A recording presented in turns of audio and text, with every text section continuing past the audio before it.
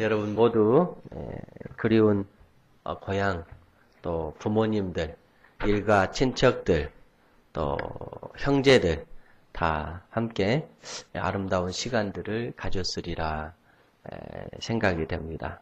저도 그간 못 찾았던 고향도 찾았고, 찾아가서 또 부모 형제들 산소도 들렸고 아름다운 시간들을 갖게 되었습니다.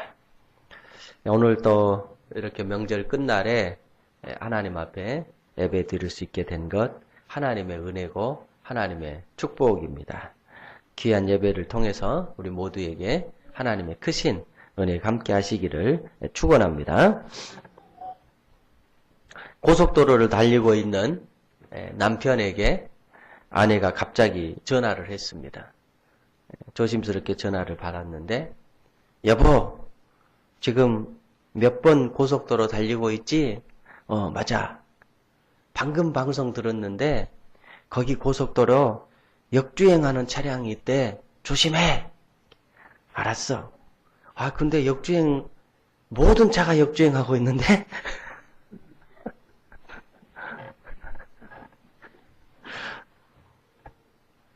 자, 오늘 또 말씀 제목이 하나님 없는 믿음입니다. 귀한 말씀 속에서 우리 모두에게 크신 생명의 은혜가 있기를 바랍니다. 이스라엘 땅은 지금도 마찬가지입니다만은 사무엘 상서 기록되었을 당시에도 이 수많은 전쟁들이 있었습니다. 그때 당시에는 이스라엘이 블레셋과 전쟁을 많이 하는 시대였습니다. 그러니까 늘 서로 영토 분쟁을 하고 있습니다. 그리고 그 영토를 서로 빼앗기 위해서 국가적인 전쟁이 늘 있었던 시대였습니다. 여기에 앉아 계신 우리 성도님들 아마 전쟁을 경험하신 세대도 있을 것이고, 전쟁을 그냥 이 얘기로 또 역사 가운데 배우는 세대도 있습니다.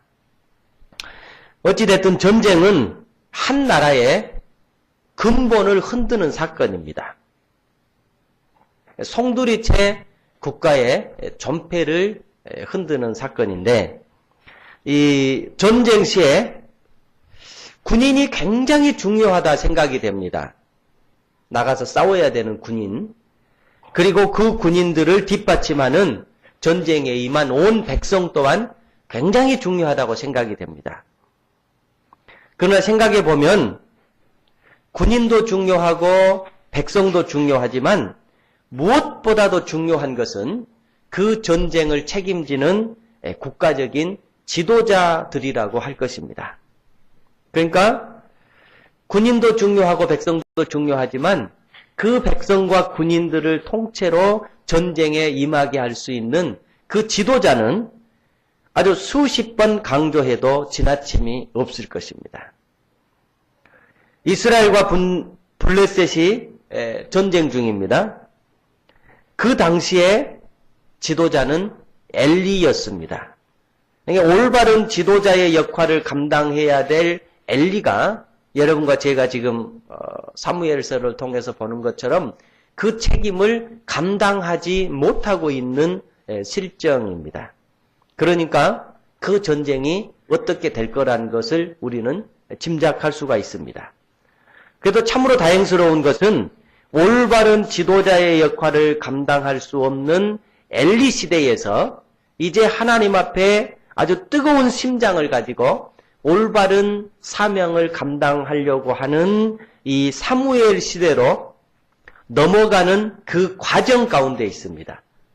그리고 그 과도기 가운데 전쟁이 일어나고 있습니다. 그래서 오늘 하나님의 말씀은 4장 1절에서 이렇게 시작합니다. 사무엘의 말이 온 이스라엘에 전파되니라. 그러니까는 이 말씀 바꾸어 얘기하면 하나님의 뜻이 사무엘을 통해서 이제까지는 제대로 전파되어지지 않았던 하나님의 말씀이 온 이스라엘 백성에게 전파되기 시작했다. 이런 말씀입니다. 그리고 신앙적으로도 지금 이스라엘 백성이 재정비되고 올바른 길을 찾아 나가고 있는 시점입니다. 그때 전쟁이 일어났어요. 그런데 하지만 이스라엘 백성은 전쟁에서 패배하게 되어버립니다. 큰 손실을 입게 됩니다. 그래서 당시의 민족적인 지도자들이 이를테면 국가회의를 소집합니다. 그리고 장로들이 그 전쟁에 졌던 원인들을 살펴보면서 또 전쟁을 하게 될 건데 앞으로 임할 전쟁을 어떻게 해야 될 것인가 하면서 서로 아이디어를 모읍니다. 그리고 아주 멋진 생각을 하나 해냅니다. 그 내용이 3절, 4절에 나와 있습니다. 우리 같이 한번 읽어보시겠습니다. 3절, 4절이요. 백성이 진영으로 돌아오매 이스라엘 장로들이 이르되, 지금 지도자들이 이제 회의를 해가지고 하는 거예요. 여호와께서 어찌하여 우리에게 오늘 블레셋 사람들 앞에 패하게 하셨는고, 여호와의 언약궤를 실로에서 우리에게로 가져다가 우리 중에 있게 하여 그것으로 우리를 우리 원수들의 손에서 구원하게 하자 하니, 이에 백성이 실로에 사람을 보내어 그룹 사이에 계신 만군의 여호와의 언약궤를 거기서 가져왔고, 엘리의 두 아들 홈니와 비느하스는 하나님의 언약궤와 함께 거기에 있었더라. 1차 전쟁에서 졌어요. 그래서 장로들이 왜 우리가 전쟁을 지게 되었을까? 원인이 뭘까? 하다가 이것은 하나님께서 우리와 함께 하시지 않았다. 그래서 이제 당시에 성막이 있었던 실로에서 하나님의 언약궤를 가지고 와서 우리가 이 언약궤와 함께 전쟁에 참여하면 우리가 하나님의 도움으로 이기게 될 거다. 이런 생각을 하고 이제 그를 가져오게 됩니다. 그리고 이제 다시 전쟁을 하게 됩니다. 그런데요, 그 전쟁에서 또 아주 비참한 참패를 맞게 됩니다. 10절, 11절이요. 제가 읽을게요. 블레셋 사람들이 쳤더니 이스라엘이 패하여 각기 장막으로 도망하였고, 살육이 심히 커서 이스라엘 보병이 엎드려진 자가 3만 명이었으며, 하나님의 언약궤를 갖고 전쟁에 나갔어요. 그런데 또다시 블레셋에게 전쟁에서 패배를 했는데 이번에는 3만 명이 죽게 됐어요. 이스라엘 백성들이. 그리고 또 11절에 보면 하나님의 궤는 빼앗겼고, 하나님의 언약궤를 블레셋 적국에게 빼앗겨 버렸어요. 그리고 하나님의 언약궤를 지켰던 당시의 두 아들, 제사장의 두 아들 홈니와 비느하스는 거기서 죽음을 당하게 됩니다. 그러니까 군인이 3만 명이 죽었어요. 이스라엘 젊은 청년들이겠죠? 군인이 3만 명이 죽었고, 하나님의 언약궤는 사상 유례 없이 적국에게 빼앗겨 버렸어요. 그리고 언약궤를 지켰던 제사장의 두 아들 홈니와 비느하스까지 죽음을 맞게 됩니다. 그것뿐이 아니에요. 다시 읽어보면 그 충격으로 당시의 제사장 엘리가 뒤로 떨어져 가지고 기절해서 죽습니다. 그리고 그런 재반 사항을 들었던 비느하스의 아내, 그러니까 제사장인 엘리의 자부겠죠. 이 아내가 임신을 하고 있었는데 충격 때문에 조산하고 출산 과정에서 죽게 됩니다. 이스라엘 민족 최악의 비극을 맞게 됩니다. 가만히 생각해 보면 이거는 이해가 잘 되질 않아요. 1차 전쟁은 졌다고 해도 하나님이 없었으니까 그러나 보다 싶은데 하나님의 언약궤를 가지고 전쟁에 참여했는데 거기서 더 큰 비극을 맞게 됩니다. 왜 이랬을까? 성경이 여기서 말씀하시고자 하시는 내용이 뭘까? 근본적인 패배는 당시에 하나님의 책임을 제대로 감당하지 못했던 엘리 제사장 가문에 내린 하나님의 심판이었습니다. 그러나 이 심판 속에서 당시 이스라엘 백성들의 신앙적인 모습을 하나님은 오늘 여러분들에게 저에게 보여주고 있습니다. 그리고 그 속에서 우리에게 신앙의 말씀을 하나님은 하고 싶어 하십니다. 어떻게 보면 신앙적인 것 같아요. 그러나 그 내면을 가만히 생각해 보면 하나님 없는 인간의 신앙입니다. 말로는 하나님을 부르고 있지만 그 심령 가운데서는 하나님이 빠져버린 이스라엘 백성의 모습입니다. 언약궤는 가지고 전쟁에 참여했지만 하나님을 믿는 그들의 신앙은 함께하지를 못했습니다. 그래서 이들은 참패를 맞이하게 됩니다.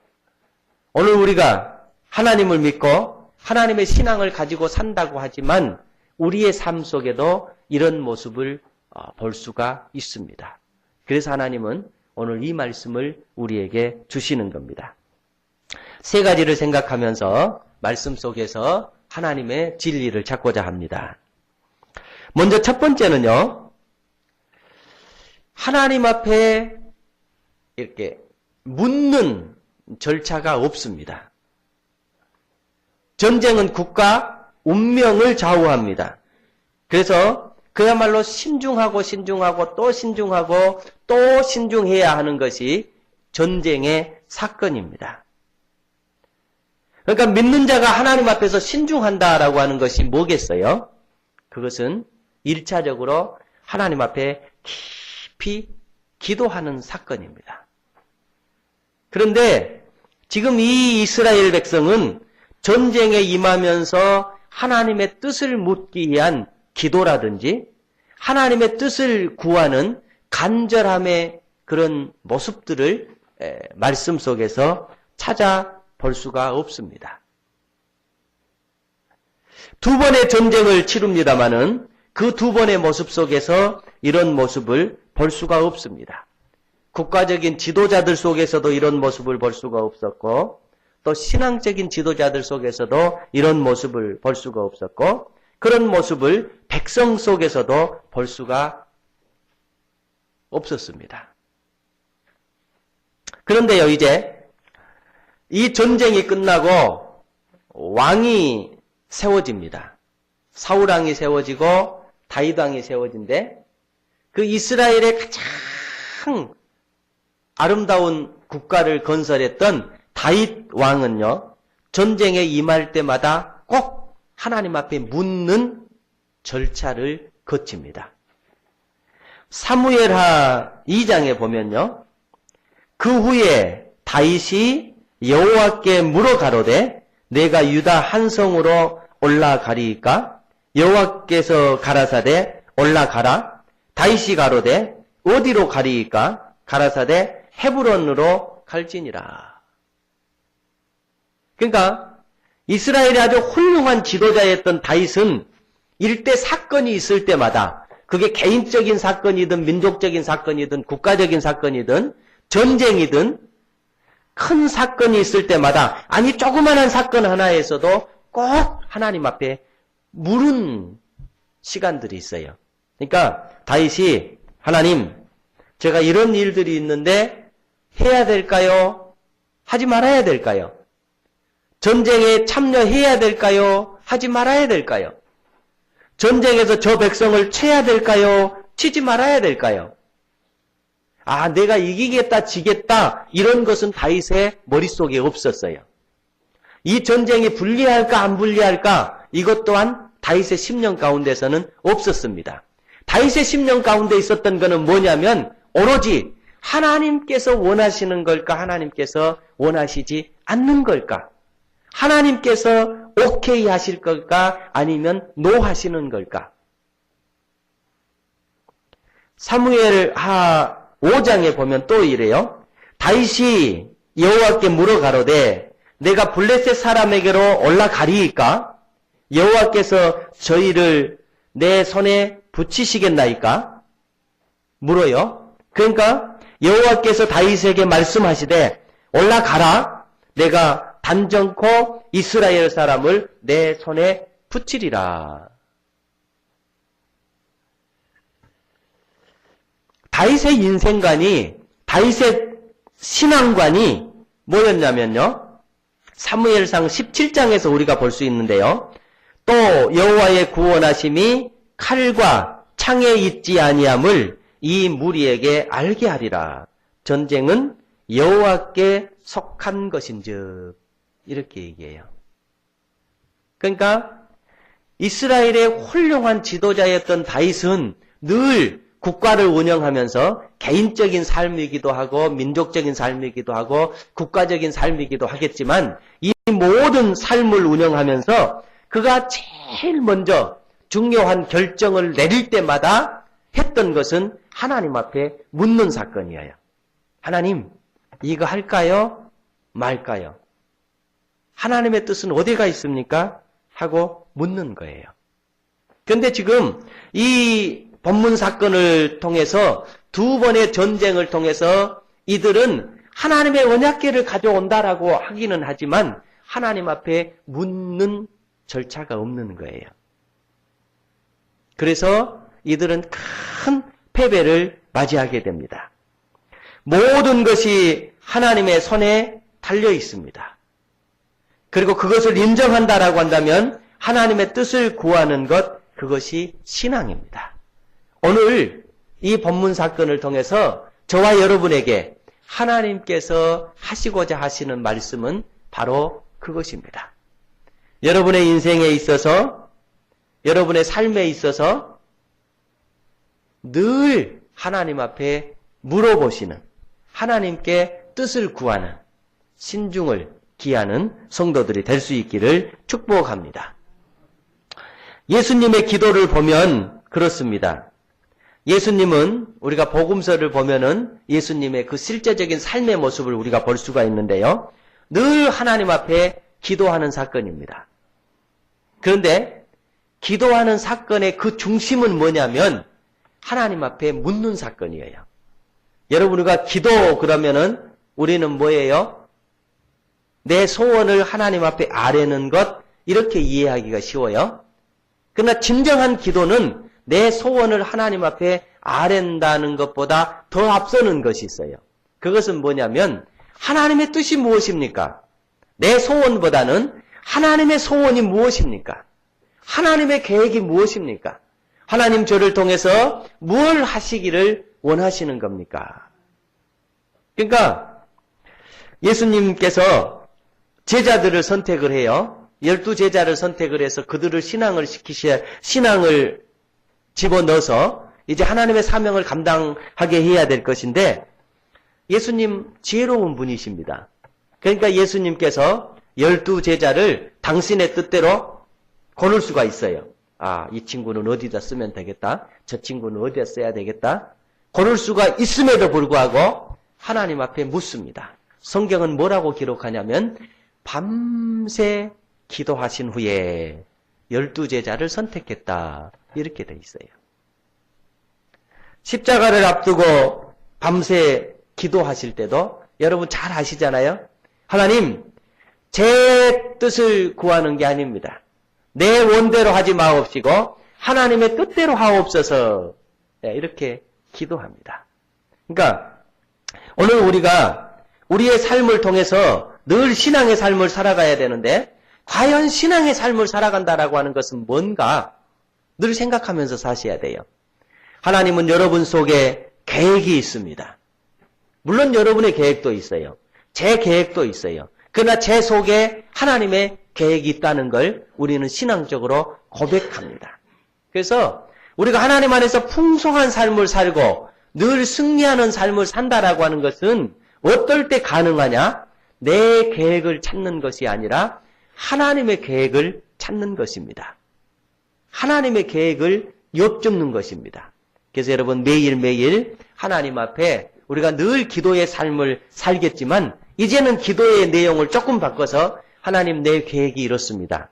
이루어 주옵소서 라기보다는 하나님 제가 이러한 계획들은 있습니다.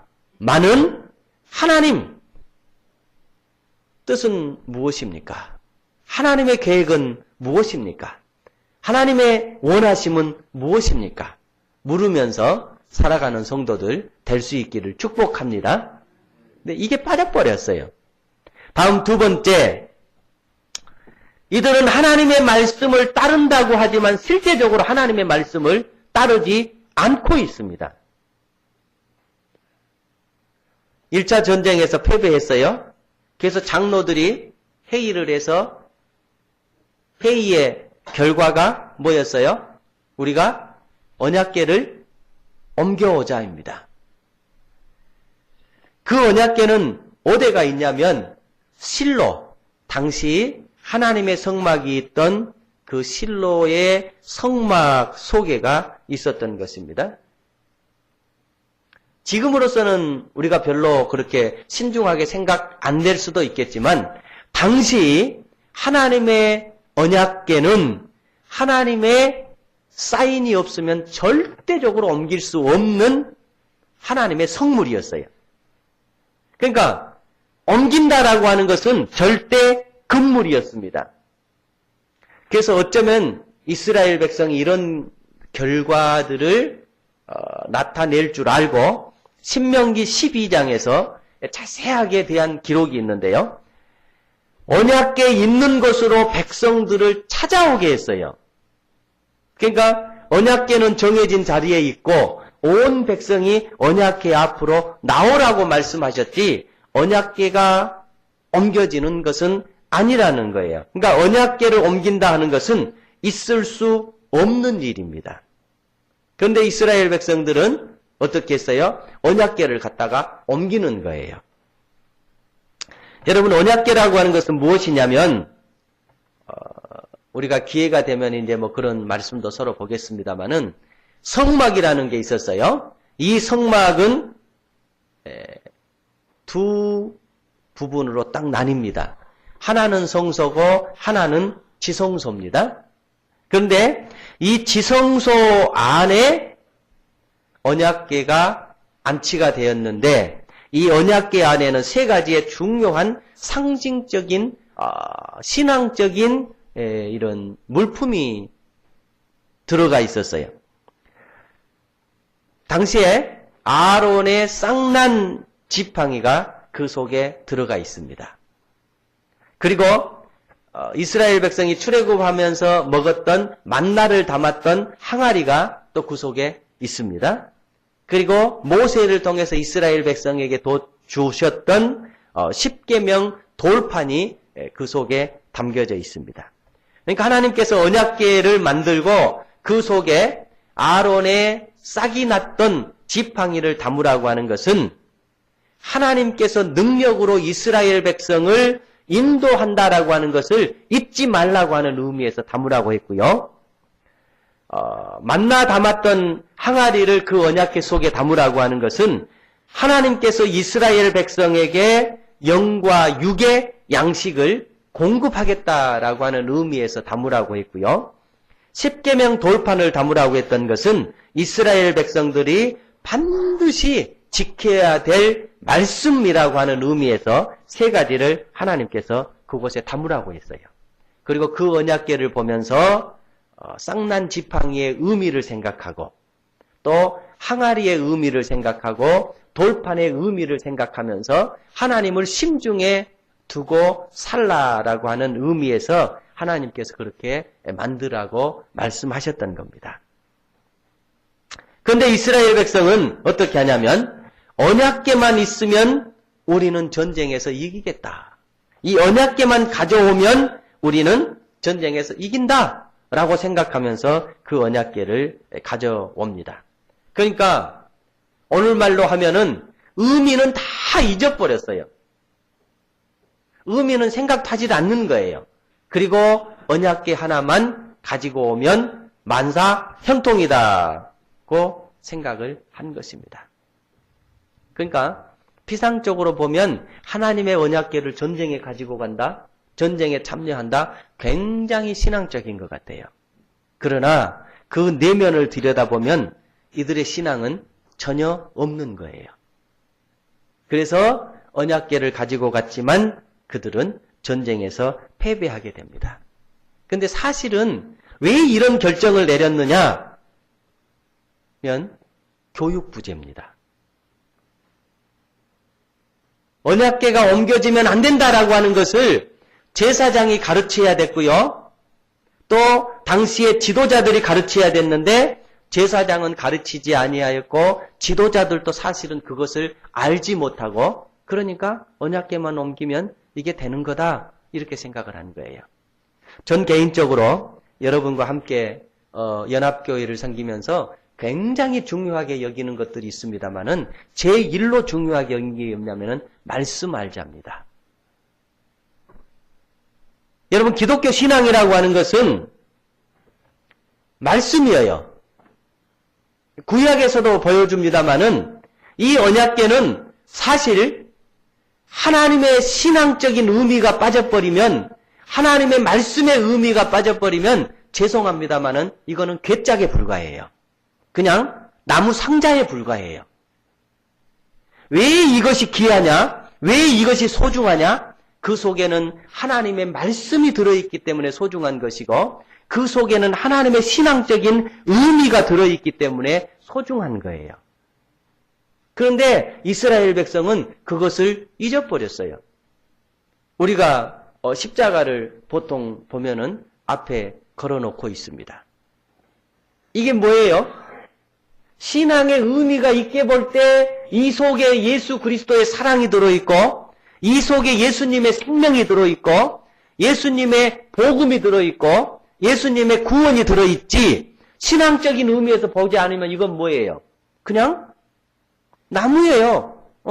나무 2개 갖다 걸쳐 놓은 거예요. 그러니까 예수 믿지 않는 사람들은 이게 그냥 나무 2개 갖다 걸쳐 놓은 거예요. 왜 이게 소중하냐? 왜 이게 귀하냐? 그 속에 의미를 생각하기 때문에 소중한 거고 그 속에 의미를 생각하기 때문에 귀한 거예요. 그러나 지금 이 사무엘상 4장에 있는 이스라엘 백성은 그 의미를 잊어버렸어요. 하나님의 진리를 잊어버리는 거예요. 그러면서 언약궤만 가지고 가면 오케이. 자, 이것이 뭐냐면 이게 바로 불신앙인 거고요. 더 나아가면 이것이 뭐냐면 미신이에요. 미신. 여러분 우리나라는 사실 대대로 미신을 믿어온 백성입니다.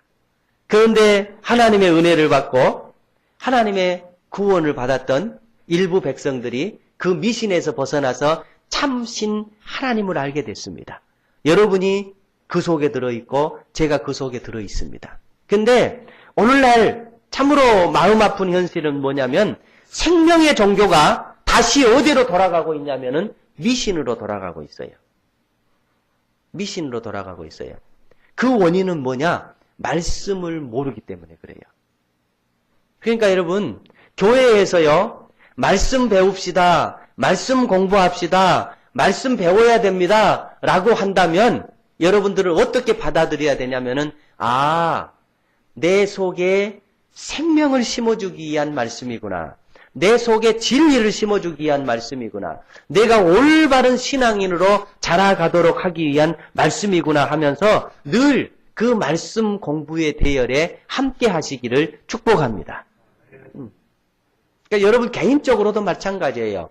늘 말씀을 읽으십시오. 늘 말씀을 공부하십시오. 늘 말씀을 붙잡고 살아가는 성도들이 될 수 있기를 축복합니다. 우리가 말씀 공부를 하지 못하고 말씀을 깨닫지 못하면 이런 현상들을 맞이할 수밖에 없어요. 그러면서 왜 나는 언약궤를 갖고 전쟁에 갔지만 내가 실패하는 거? 왜 이런 피해가 있는 거? 오늘말로 하면은 나는 왜 하나님을 믿고 하나님 앞에 나오고 예배를 드리지만 내 삶은 이러는가? 나는 늘 이런 삶을 살아야만 되는가? 할 수밖에 없습니다. 오늘 이 말씀이 우리에게 진리의 말씀이 되시기를 축복합니다. 다음 마지막 세 번째로요. 이들은 살아있는 하나님을 우상으로 만들어버립니다. 5절 말씀에 보면 여호와의 언약궤가 진영에 들어올 때에 온 이스라엘이 큰 소리를 외치매 땅이 울린지라.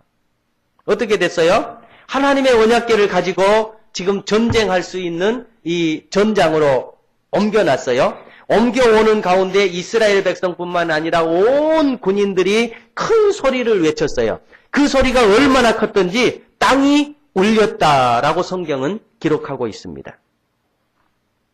마치 곧 승리할 듯한 축제의 모습입니다. 그러나 이 모습이요, 뭔 모습이냐면 출애굽기 32장에 보면 이런 사건이 하나 나와요. 이스라엘 백성이 이제 출애굽을 하잖아요. 그래가지고 광야를 지나가는데 지도자였던 모세가 시내산으로 올라가요. 하나님께서 올라오라고 그래서 시내산에 올라가서 하나님의 말씀을 받아 내려오겠다고 모세는 올라가 버려요. 그리고 백성들은 지금 광야에 있어요. 그런데 백성들이 생각하는 것보다 모세가 오질 않는 거예요. 하루 이틀, 일주일이면 되겠지? 안 내려오는 거예요. 그래서 백성들이 모세의 지도력을 대신할 수 있는 아론을 지도자로 세워놓고 뭐라고 얘기하냐면, 야, 우리를 인도한 모세는 시내산에 올라가서 죽었는지 살았는지 소식이 없다. 이대로는 안 되겠다. 우리가 우리를 인도할 신을 만들자. 어떻게 만들까? 부인들에게 기금석 다 걷어오라고 하자. 그래가지고 기금석을 다 걷어가지고 아론과 함께 뭘 하나 만들었냐면은 금송아지 하나를 만들었어요. 그리고 그 금송아지를 만든 다음에 성경은 이렇게 기록해요. 제가 읽을게요. 백성이 모세가 산에서 내려옴이 더딤을 보고 모여 아론에게 이르되 일어나라 우리를 위하여 우리를 인도할 신을 만들라. 이 모세 곧 우리를 애굽 땅에서 인도하여 낸 사람은 어찌 되었는지 알지 못함이라. 아론이 그들에게 이르되 너희가 너희의 아내와 자녀들의 귀에서 금고리를 빼어 내게로 가져오라. 모든 백성이 그 귀에서 금고리를 빼어 아론에게 가져가매 아론이 그들의 손에서 금고리를 받아 부어서 조각칼로 새겨 송아지 형상을 만드니 그들이 말하되 이스라엘아 이는 너희를 애굽 땅에서 인도하여 낸 너희의 신이로다 하는지라. 그러면서 잔치가 이어져요. 온 백성이 춤을 추면서 그 금송아지 만들어 놓고 그게 당신들의 신이라고 하면서 축제를 벌이고 있어요. 그 모습이 지금 여기의 모습이에요. 5절 말씀 다시 읽을게요. 여호와의 언약궤가 진영에 들어올 때에 온 이스라엘의 큰 소리로 외치며 땅이 울린지라. 자, 이 말은요. 지금 우리가 이해하기 쉽게 얘기하면 하나님께 영광을 돌림에 하나님께서 기뻐하신지라의 반대 모습이에요. 네. 하나님께 영광을 돌리면서 하나님을 찬양하니 하나님께서 기뻐하시느라 이게 진정한 모습인데 그것과 반대의 모습이래요. 5절 말씀은. 그래서 하늘이 빠져버렸어요. 하나님이 빠져버렸어요. 그리고 그 자리에 인간과 인간의 욕심들만 들어채워져서 외치는 소리예요. 하늘의 영광을 위한 소리가 아니라 땅의 욕심을 구하는 비명들이었어요. 그러니까 이 모습이 겉으로 보기에는 신앙적인 모습인데 내용을 들여다보면 이것은 완전히 하나님이 사라져버린, 하나님의 신앙이 없어져 버린 모습입니다. 이것을 빙자한 것이 사실은 악한 영의 세력이었습니다. 여러분 잘 아시잖아요. 마태복음 4장에 보면 예수님께서 금식을 하십니다. 그런데 40일을 밤낮으로 금식하신 후에 줄이신지라 시험하는 자가 예수께 나와서 이르되, 이건 사탄이죠. 내가 만일 하나님의 아들이여든 명하여 이 돌들이 떡덩이가 되게 하라. 여러분 40일 금식을 했으니까 얼마나 힘드시겠어요? 얼마나 음식에 대한 욕구가 생기겠어요? 그런데 사탄이 딱 와서 예수님께 유혹을 하는데 뭐라고 유혹하냐면 얼마나 배고프냐. 이 돌들을 떡덩이로 만들어서 먹어라. 물론 예수님은 변화시키는 능력이 있으시리라 믿습니다. 그러니까 야, 배고픈데 이 돌들을 떡으로 바꿔서 먹으면 내 배도 채워질 것이고 내가 이렇게 변화를 시키면 그 능력을 보면서 모든 백성들이 너를 믿지 않겠느냐? 내가 결국 이 땅에 온 건 뭐냐? 이 백성들로 하나님 믿게 만드는 거 아니냐? 그러니까 만약에 네가 이 돌이 떡이 되게 하면 네 굶주린 배도 채울 수 있을 것이고 네가 온 백성 하나님께 인도하는 그 목적도 달성할 수 있을 것이다. 요새 말로 하면 누이 좋고 매부 좋고예요. 그런데 예수님은 그 속에 함정을 간파하신 겁니다. 그래서 예수님께서 뭐라고 말씀하셨어요? 예수께서 대답하여 이르시되 사람이 떡으로만 살 것이 아니요 하나님의 입으로 나오는 모든 말씀으로 살 것이니라. 그러니까 외형적으로 보면 그것이 맞는다라고 하겠지만 신앙적인 눈으로 보면 그건 안 맞는 거야. 하나님의 말씀에 맞지 않는 거야. 그러면서 그것을 행하지를 않습니다. 그런데 오늘 본문 속에 이스라엘 백성은 우리가 그냥 보면은 아주 좋은 신앙처럼 보이지만 그 속에 하나님의 진리와 하나님의 말씀과 하나님의 신앙이 빠져버렸어요. 그것을 오늘 우리에게 보여주고 있는 것입니다. 말씀이 벗어나면 신앙이 아닙니다. 말씀이 벗어나면 그것은 하나님을 잃어버리는 것입니다. 말씀이 사라져버린 당시의 종교적인 행위를 하나님은 오늘 저와 여러분들에게 보여주고 있습니다. 오늘 이 사건 속에서 우리가 알아야 되고 우리가 다시 새겨야 될 교훈은 뭐겠습니까? 신앙적인 것 같지만 신앙이 없는 모습입니다. 믿음이 있는 것 같지만 믿음이 없는 당시의 모습을 보여주고 있습니다. 여러분과 제가 어쩌면 신앙적인 모습 속에서 신앙을 가지고 있다라고 하지만 언제나 이런 함정은 우리 속에 도사리고 있습니다. 여러분과 제가 늘 하나님 앞에서 말씀을 붙잡고 진실한 신앙을 가지고 진지한 믿음을 가지고 살아갈 수 있는 은혜가 있기를 축복합니다.